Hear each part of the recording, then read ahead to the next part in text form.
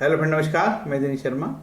आपको राहु महादशा में राहु चंद्र तुला लग्न की कुंडली के लिए स्पेशल वीडियो है। 18 माह चलता है राहु चंद्रमा।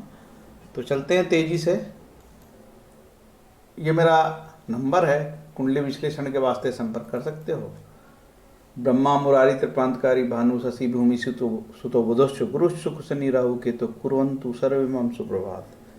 देखिए, ज्योतिष का काम है लोगों की मदद करना, ना कि उसे डराना, धमकाना, गुमराह करना, गंदे गंदे योग बताना। राहु मंगल अंगारक, शनि चंद्र विष योग, और आपकी कुंडली में ग्रहण हो गया है, सर्प ने खा गया है पंचम पाव को, संतान नहीं होगी, या फलाना ग्रह नीच का है तो ऐसा हो गया। ये काम नहीं हमारा। हमारा काम है लोगों को सलाह देना सच्ची, और ईश्वर मार्ग से प्रार्थना करने के लिए अपनी भलाई करना। ठीक है कि भाई सारे वेद पुराण तो क्या है, इसमें ईश्वर की भक्ति तो है। वेदों में तो केवल सूक्त दिया हुआ, पुरुष सूक्त, शांति सूक्त, केवल प्रार्थनाएं हैं। प्रार्थना के माध्यम से बिना धन खर्च करे ग्रह शांति होती है। ये बात मार्केट वाला नहीं बताएगा, नहीं तो उसका बिजनेस चौपट हो जाएगा। देखो, राहु चंद्र 18 माह चलता है और राहु की दशा 18 वर्ष। राहु चंद्रमा वृषभ में चंद्रमा उच्च का होता है 3 अंशों में, और नीच का होता है वृश्चिक में 3 अंश का। ये अंशों का बड़ा खेल है, अंशों को ध्यान देना पड़ेगा। जनरली जो अंतरदशा होती उसी में रिजल्ट आते हैं। चंद्रमा मन है, मनस्तु हितु, चंद्रमा मनसो जाता है, आपने सुना होगा कई बार, चंद्रमा मनसो जातश्चो सूर्य अजायत। ये ऋग्वेद के मंडल 10 सूक्त 90 और श्लोक नंबर 13 में ये मिलता है। ठीक है, चंद्रमा मनसो, एक्चुअल क्या विराट पुरुष का जो है ना बताया है कि कौन कहाँ से पैदा हुआ है, तो उसी क्रम में ये श्लोक आता है कि विराट पुरुष परमात्मा के मन से चंद्रमा पैदा हुआ, नेत्रों से सूर्य है, इसलिए चंद्रमा का महत्व है। गीता में भी भगवान कहते हैं श्लोक 10 अध्याय 10 संख्या 24 श्लोक नंबर में, नक्षत्रों में चंद्रमा हूं, तो बड़ा महत्व हो गया इसका। तो मतलब चंद्रमा का महत्व है। ठीक है, और इसी पाराशर बोलते हैं, देखो, पूर्णे चंद्रे फलम पूर्ण राजप्रीत्या स्वभावम। यदि आपका चंद्रमा पूर्ण होगा तो मैं अच्छे फल दूंगा, पूर्ण फल दूंगा, अदरवाइज न्यून कम फल दूंगा। और चंद्रमा कब पूर्ण होता? शुक्ल पक्ष की 10वीं से कृष्ण पक्ष की 5वीं तक चंद्रमा पूर्ण बली होता है। ठीक है, आपका चंद्रमा मृत्यु भाग विष घटी में ना हो, इसकी जांच बुद्धिमान ज्योतिष से करानी चाहिए। ठीक है, आपका चंद्रमा केमद्रुम आदि में ना हो, केमद्रुम में यदि हो तो चंद्रमा की दशा हानिकारक होती है, अदरवाइज नहीं। कई बार केमद्रुम योग रहता है लेकिन चंद्रमा की दशा ही नहीं मिलती तो कोई ज्यादा हानि नहीं होती जातक को। ठीक है, चंद्रमा और राहु का परंपरागत बैर है। ठीक है, इसलिए दशा काफी तकलीफ दे जाती, कई बार ऐसा देखा है। ठीक है, नवग्रह स्त्रोतम का पाठ से ग्रह शांति होती बिना पैसे के। ठीक है, पैसे नहीं लग रहे इसमें। राहु केतु जिस ग्रह के साथ रहते हैं, जिस राशि में रहते हैं, वैसे ही फल देते हैं। जनरली कहा है कि 6, 8, 12 में राहु खराब फल देगा, केंद्र त्रिकोण में होगा तो अच्छा फल देगा। राहु मानसिक रोग देता है, खासकर इल्यूजन, हेल्यूसिनेशन, डिल्यूजन और साइकेट्रिक प्रॉब्लम भी देता है। पंचम भाव राहु, अष्टम भाव राहु चंद्रमा की क्लोज डिग्री, जब राहु चंद्रमा की क्लोज डिग्री देख के ज्योतिषी आपको कई बार डराता कि ग्रहण हो गया, जो कि हर महीने राहु और चंद्रमा क्लोज डिग्री में आता है, हर महीने। तो क्या ग्रहण हो गया क्या? नहीं, डरने की जरूरत नहीं है। इसलिए बोलते हैं कि बुद्धिमान ज्योतिषी आपको कर्म करने के लिए प्रेरित करता है, घर भाग्य भरोसे बैठने के लिए नहीं। तो कर्म प्रधान बनिए भैया, उठो जागो, लक्ष्य प्राप्ति तक रुको मत। भगवान कृष्ण गीता में कहते हैं इस शरीर को पालने के लिए कर्म करना पड़ता है, कर्म के बिना शरीर निर्वाह नहीं हो सकता। गीता के अध्याय 3 श्लोक 8 में। ठीक है, और तो ये कर्म की गति जो है ना, गहना कर्म गति, हमारे जीवन में प्रारब्ध कैसे चलता है ये बड़ा कठिन है। तो गीता में भगवान कहते हैं गहना कर्मो गति, हमारी कर्म की गति को जानना बहुत कठिन है। कब हमारे जीवन में तरक्की होती है, कब हमारा डाउनफॉल चालू हो जाता है, कभी हम पुरस्कार होते हैं, कभी हमारा मीडिया में जय जयकारा होता है, कभी हमारे यहाँ छापा पड़ जाता है, कभी हमारे यहाँ किसी की डेथ हो जाती है, कभी प्रमोशन है, कभी डिमोशन है। तो ये चलता रहता है। लगातार पाप ग्रहों की दशाएं तकलीफ दे होती है। राहु तम का कारक है, ठीक है। राहु वही नेगेटिविटी पैदा करता है, पॉइजन, सुसाइड अटेम्प्ट, कंस्पिरेसी, छापा जब्ती सीजे, गवर्नमेंट के लोग जो होते हैं उनके प्रिवेंशन ऑफ करप्शन एक्ट में फंस जाते हैं, डिपार्टमेंटल इंक्वायरी होती है, लोकायुक्त, विजिलेंस, ईओडब्ल्यू, फेरा, फेमा, एमएलए के चक्कर में पड़ जाते हैं लोग राहु के कारण, द एंटी करप्शन ब्यूरो। तो ये तमोगुण है। उसी तरीके से जब कई बार छठे भाव, आठवें भाव, 12वें भाव की दशा चलती है तो हमें अनेक दूसरे ग्रह भी ऐसी तकलीफ देते हैं जिसमें कि हम अलग अलग समस्या में पड़ते हैं। राहु के बारे में बहुत सारी अच्छी बातें भी हैं, इसको वीडियो थोड़ा रोक के ये स्लाइड आप पढ़ो थोड़ा, ठीक है। और ये राहु का कारकत्व है, ये चंद्रमा का कारकत्व है, और यह भी चंद्रमा का कारकत्व है। इसको आप थोड़ा सा इत्मीनान से पढ़ें। इस वीडियो में आपको लघु पाराशरी के आधार पर फलित बताने का प्रयास किया जा रहा है, लघु पाराशरी, ठीक है। बिना कुंडली देखे कोई कितना बताएगा, समझा करो यार। ऋषि पाराशर कहते हैं होरा शास्त्र में, चंद्रमा यदि उच्च का हो, स्वराशि का हो, नवमांश में अच्छा हो, 11वें भाव में हो तो शुभ होगा। यदि चंद्रमा दशापति से, अब दशापति कौन है, दशापति हो गया इसमें राहु, राहु से चंद्रमा 5वें, 9वें, 11वें होगा तो शुभ। और यदि दशापति से 6, 8, 12 में चंद्रमा होगा तो कष्ट। चंद्रमा यदि लग्न कुंडली से दूसरे 12वें में होगा तो भी कष्टप्रद होता है।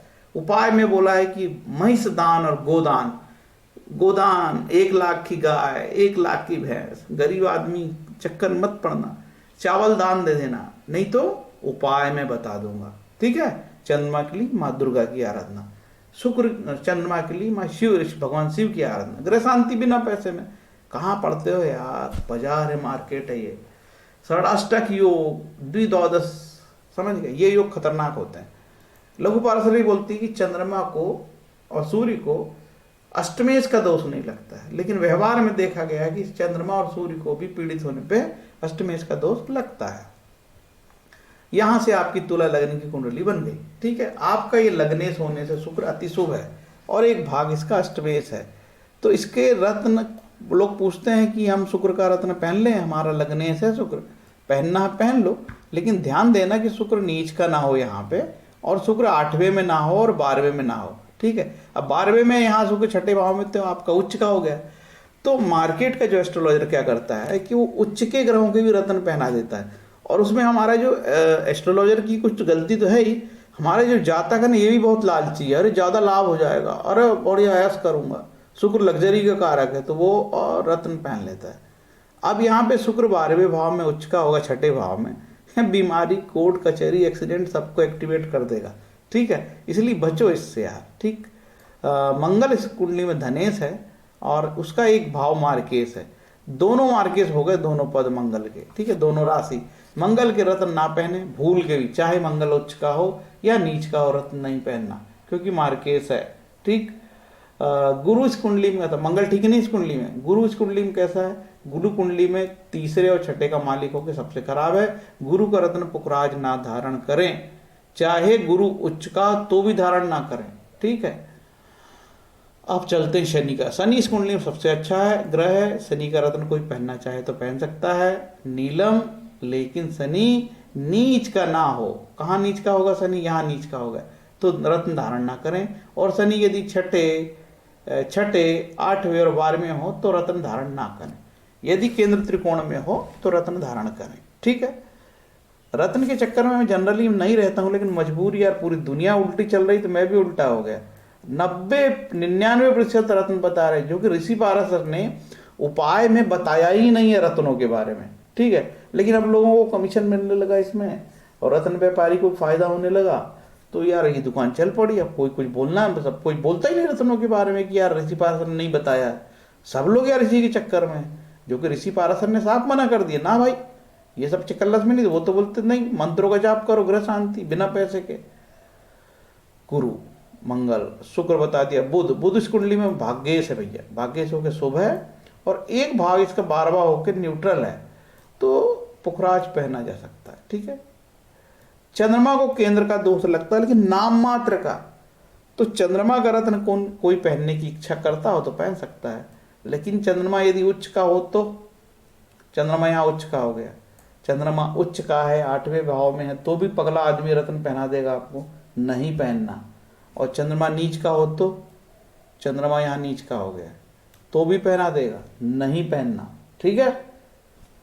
चंद्रमा यदि यहाँ पे हो ऐसे केंद्र में, ठीक है, पंचम में हो, यहाँ हो तो पहनना, और यहाँ पे भी हो तो पहन सकते हो, ठीक है। जहाँ नहीं बताया तो नहीं पहनना। अब ये कुंडली में राहु का षडाष्टक मैं बताने वाला हूँ। राहु यहाँ बैठा हुआ आपका और चंद्रमा यहाँ हो, ये षडाष्टक कहलाया, ये षडाष्टक कहलाया। जनरली फार्मूला क्या है, षडाष्टक ऐसे बनेगा, कहीं पे भी बनेगा, उसको गिन लो, 1 2 3 4 5 6 7 और यहाँ रहेगा तो ये हो गया षडाष्टक, ये भी षडाष्टक। सूत्र ये है कि राहु से चंद्रमा छठे या आठवें भाव में न पड़ता हो, वो कहीं पे भी पढ़ सकता हो, कहीं से भी पढ़ सकता है वो। चलो यहाँ पे आपका राहु है, ठीक है, तो चंद्रमा आपका कहाँ हो गया, ये 7वां हो गया, ये 8वां हो गया, और ये भी, ये षडाष्टक, ये षडाष्टक, तो ऐसे कहीं पे भी बन सकता है। ये भी षडाष्टक हो गया, देखो ये षडाष्टक, ये षडाष्टक, ऐसा कहीं पे भी योग बन सकता है। और आपस में 2-12 ना हो, ये 2-12 भी खराब रिजल्ट देते हैं, 2-12 ना हो, षडाष्टक ना हो, ठीक है, ये अच्छे फल नहीं देते। सारे ग्रहों का बता दिया हूँ। जनरली अब चंद्रमा कहाँ हो, तो चंद्रमा यदि एक केंद्र में हो, जैसे लग्न में हो, तो कोई दिक्कत है क्या भाई, चंद्रमा लग्नेश होके आया तो योग बोलता ऋषि पाराशर, तो यहाँ आया हो तो ये भी योग बोलता है, लेकिन चंद्रमा नीच का हो गया, तो नीच का हो गया कोई ग्रह तो कारकत्वों में थोड़ी सी कमी करेगा, ठीक है। अब ऐसे लोग झूठ बोलते हैं, कई बार झूठ बोलना उनके आदत में हो जाता है, कोई बात नहीं। यहाँ हो तो पराक्रम में हो तो जातक को भयंकर मेहनत करके अपने जीवन को आगे बढ़ाना पड़ेगा, ठीक है, बहुत मेहनत करके जातक को अपने जीवन को आगे बढ़ाना, संघर्ष भयंकर है। यहाँ बहुत बढ़िया, चंद्रमा चतुर्थ में और अपने घर को देखता है, ये कोई बुरा नहीं है, ये यहाँ पे बहुत अच्छा। यहाँ पे थोड़ी सी समस्या, चंद्रमा यहाँ पे होगा तो क्या होगा, ये बाधा स्थान, एक्सीडेंट स्थान है, रोग ऋण बीमारी, ठीक। ये कैसा है, केंद्र से आया, केंद्र में है, लग्न को देखता है, बहुत बढ़िया। यहाँ उच्च का हो गया चंद्रमा, तो यहाँ के फलित आश्चर्यचकित रूप से परिवर्तित हो सकते हैं। 10वें से यहाँ उच्च का हो सकता है, जातक कोई खोजी प्रवृत्ति का हो, इंटेलिजेंस में काम करता हो, अनुसंधान का प्रेमी हो, खदान में कोई काम करता हो, कोई नया इनोवेशन का काम करता हो, ठीक है। अब वो शुक्र पे भी डिपेंड होगा कि शुक्र कैसा है। तो ये योग इस सब के बाद भी बहुत अच्छा नहीं है। 8वें 6ठे 12वें भाव में भी ग्रह यदि उच्च के होते हैं तो अच्छे फल नहीं देते हैं। यदि ये चंद्रमा राहु सूर्य से पीड़ित हो तो और ही तकलीफ देगा। ऐसे राहु चंद्रमा में आप बोलोगे उच्च का साहब मेरी तो नौकरी चले गई, मेरा तो बड़ा घाटा हो गया, आप तो उच्च का बता रहे थे, कुछ भी अचानक हो सकता है, अचानक धन प्राप्ति भी हो सकती है, ठीक है। ये बहुत अच्छा योग है, बहुत ही अच्छा योग है ये, और ये भी बहुत अच्छा योग है, ठीक।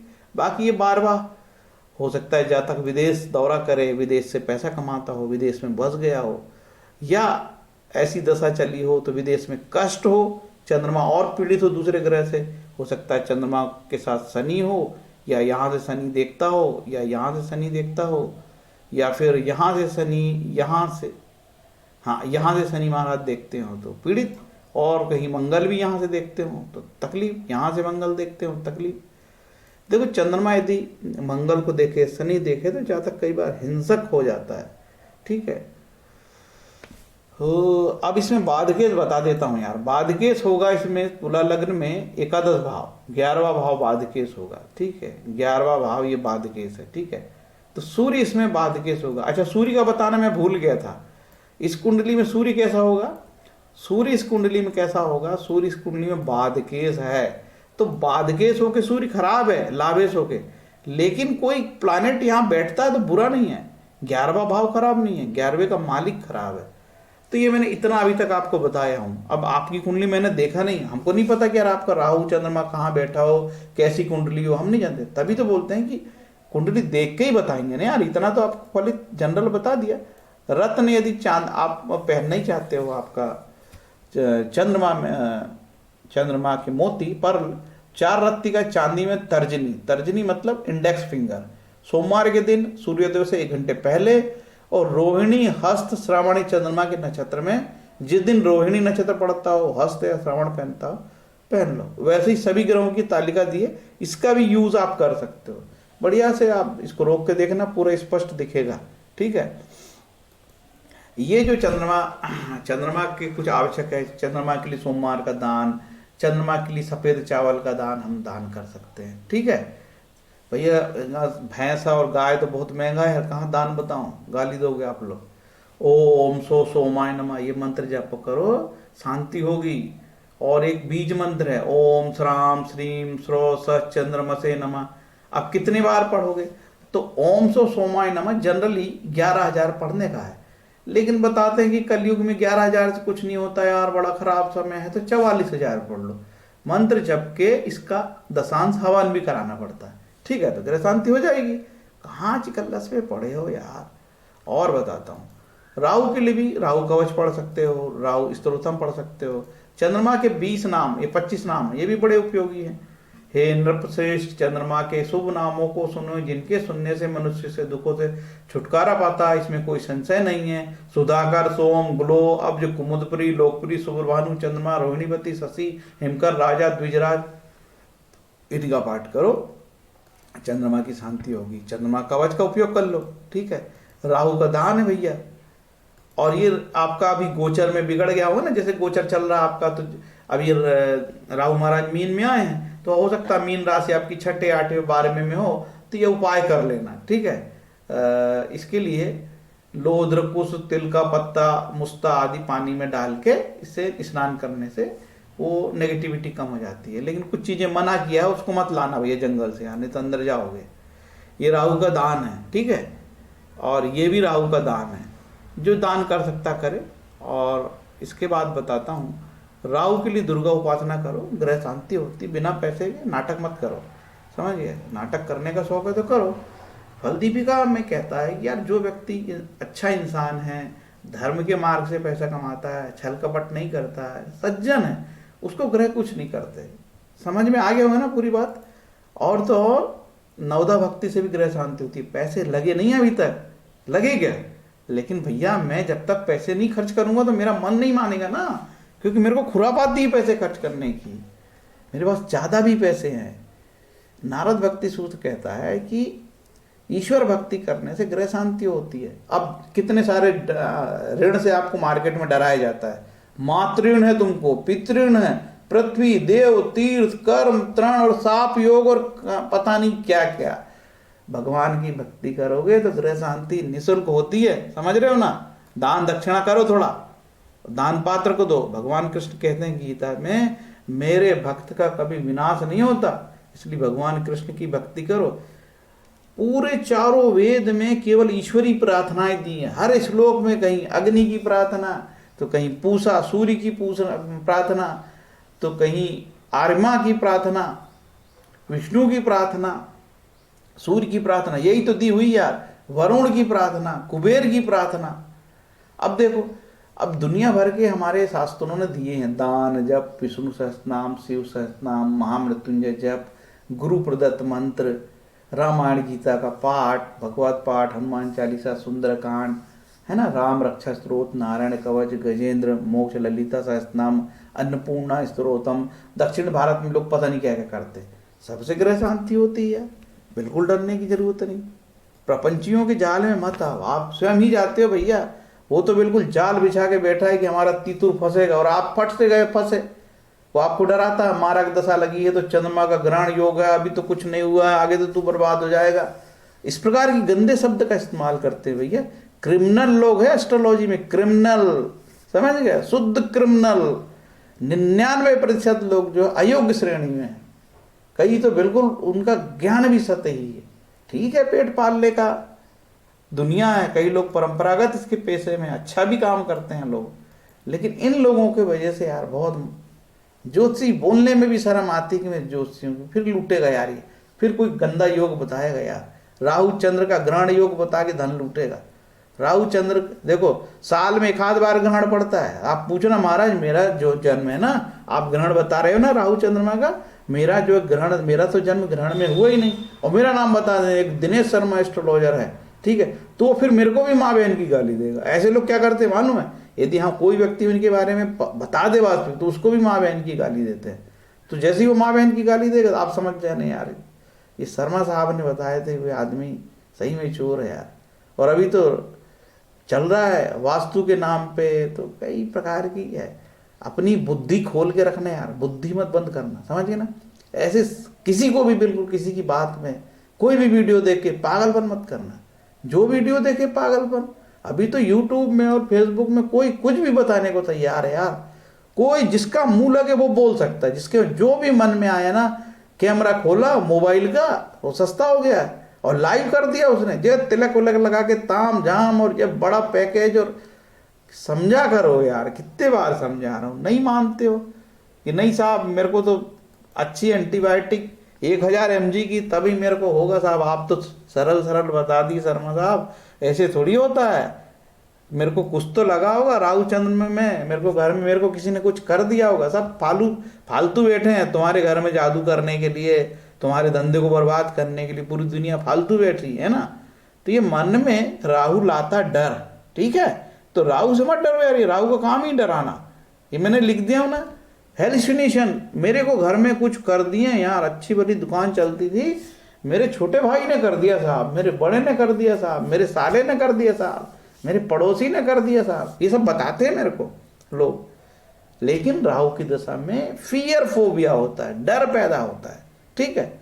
तो अपना धन ना लुटाओ यार, समझ गए। इतना बोल के मैं अपना स्थान ग्रहण करता हूँ, सॉरी मतलब वीडियो को बंद करता हूँ, ठीक है। उम्मीद है कि मेरा छोटा सा वीडियो आप में आत्मविश्वास पैदा करेगा, आप में रोज आपके जीवन को संचारित करेगा। और ये जो डर है इससे आप बचोगे। किस किस को बोलोगे, किस किस का नाम लोगे। हर एक आदमी यूट्यूब खोलते नहीं तो आता है, क्या आप जानते हो आपके घर में राहु कहाँ रहता, क्या जानते हो आपके घर में पितर। अरे मेरे भाई, साल में आश्विन कृष्ण पक्ष में पितृपक्ष अमावस्या के समय पितर आते हैं, घर में थोड़ी रहते हैं पितर मेरे भाई। तो यूट्यूब में बोलता है, क्या आप जानते हो आपके पितर घर कहाँ रहते, क्या आपके घर में बंद घड़ी है, क्या आपका मुख्य दरवाजा ऐसा तो नहीं है, मुख्य दरवाजा ही वास्तु है। ऐसे झटके से बताता है और बोलता न्यूमरोलॉजी सीखने के कितने दिन बाद पैसे कमा सकते हो। आप घर में देख रहे हो, बेरोजगार हो, ध्यान तो जाता है यार कि ये सही बता रहा है यार, चलो इसके चक्कर में आते हैं, घर तोड़वा लेते हैं, हमारे घर में वास्तु घुस गया है। इसी वास्तु से आपने जीवन में खूब तरक्की करे है, इसी घर से आपने बहुत तरक्की करे है। अचानक आपके घर में राहु घुसेड़ दिया उसने, पितर पूछ रहा है, घर में बंद घड़ी तो नहीं, डरा रहा है, मुख्य दरवाजा तो नहीं बताता आपको, न्यूरो सीखने के इतने दिन बाद पैसा। अरे मैं देख रहा हूँ बड़े बड़े ज्योतिषी के पास काम धंधे नहीं है यार, कोई ऐसे नहीं है। आप ओरिजिनल जो वास्तविक काम है उससे अपना पेट पालन का काम चालू करो। न्यूमरोलॉजी, ज्योतिष, वास्तु, इससे जितना बचना है बचो, जरूरत पड़े तो इसका उपयोग करो, ठीक है। आवश्यकता पड़ने पर, गुण दोष के आधार पर, ठीक है। हरे कृष्णा। मिलते हैं अगले वीडियो में राहु वृश्चिक में, हाँ वृश्चिक लगन के वीडियो में। हरे कृष्णा।